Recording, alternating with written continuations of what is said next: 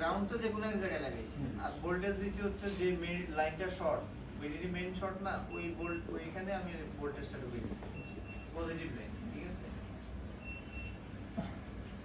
তো দুইটা জায়গায় মার্কিং হয়েছে না জি আচ্ছা এখন দেখেন এরপরের কাজ আমি কি করি বুঝিয়ে দিলাম ভাই এটা আবার বুঝিয়ে দিব অসুবিধা শর্টটা কিভাবে বাইরে হতে দেয়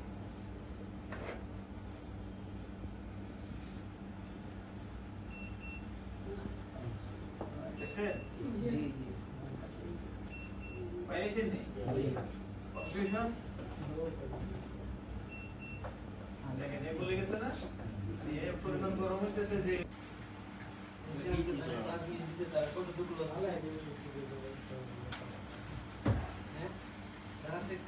মিস দিছে তারা কতটুকু লস হচ্ছে দেখেন প্রতিদিন আইলে কিছু না কিছু শিখবেন মানে মিস দেওয়া হচ্ছে না আইলেই শিখবেন না আইলে এই শর্ট না তার মানে কি খারাপ হয়ে গেছে না এটা সে ভিতরে চলে গেছে 1.8 সে নিজে আত্মহত্যা করছে কিন্তু বোর্ডটাকে সে বাঁচাইছে